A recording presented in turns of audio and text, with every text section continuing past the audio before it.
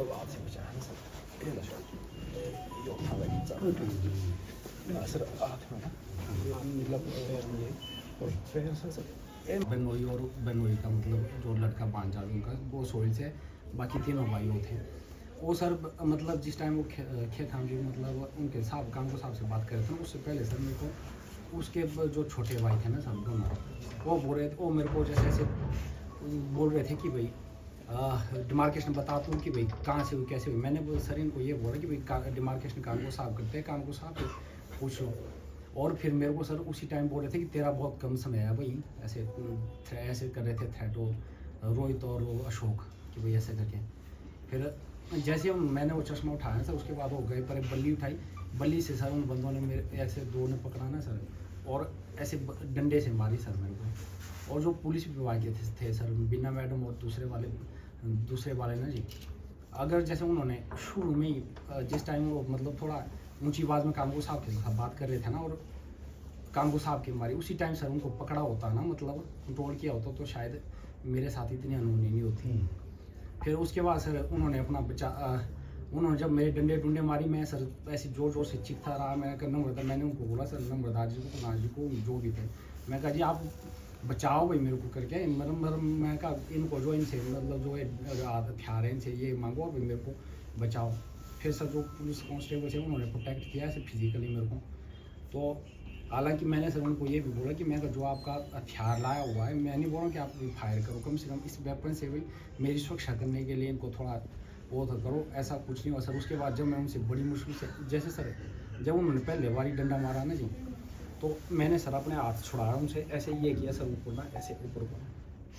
तो इसमें थी सर जैसे मैंने थी अंगूठियाँ लगाता सर मैं से पहले से ही, वो अंगूठी मतलब वो भी टूट गई, उन अंगूठियों से बचाऊँ सर जो ज़्यादा कर वो इसमें और इसमें जैसे माथे पे लगाया ना सर, उनसे बच कर जो डंडा टूट गया जैसे मेरे से।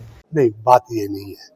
बात ये कि पहले तो ये कि भूप सिंह का हेड इंजरी हुई है, और ऐसे स्थिति में मैं समझता हूँ कि भूप सिंह को पहले तो प्राथमिक उपचार की जरूरत है। अरेस्ट मुख्य लोगों की हो चुकी है, व्यक्ति कोई भी हो, लेकिन वो कानून से ऊपर कोई भी व्यक्ति नहीं होगा।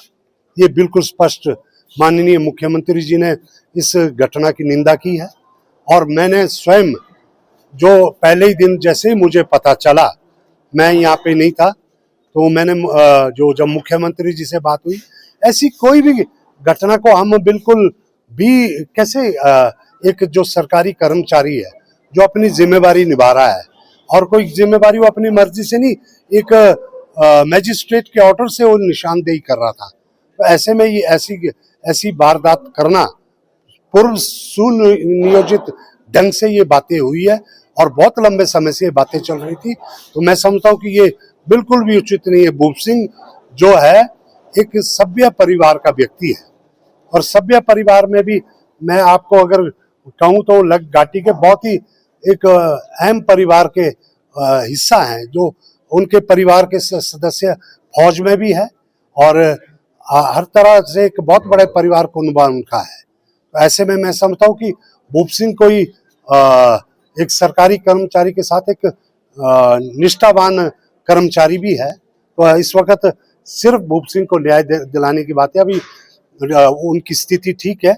आप देख रहे थे कि जब वो अपनी बात कह रहे भी थे तो बार बार उनका जो है पानी उनको दिया जा रहा था। उनकी इतनी अच्छी स्थिति नहीं थी, लेकिन अब मैं समझता हूँ कि डीएसपी अंदर बैठे हैं, और जो चाह रहे थे कि डीएसपी से कम अधिकारी के सामने बयान नहीं देंगे और मैजिस्ट्रेट के सामने बयान देंगे, अभी उनके बयान चल रहे हैं, और जो वो कहेंगे उसको बिल्कुल कागजों पे लाया जाएगा और आरोपियों को कड़ी सजा दी जाएगी। देखिए ऐसा है, इस वक्त बात सिर्फ भूप सिंह को, जो एक सरकारी कर्मचारी अपने जो है ड्यूटी का निर्वहन करते हुए अपना काम कर रहा था, उसको न्याय दिलाने की है।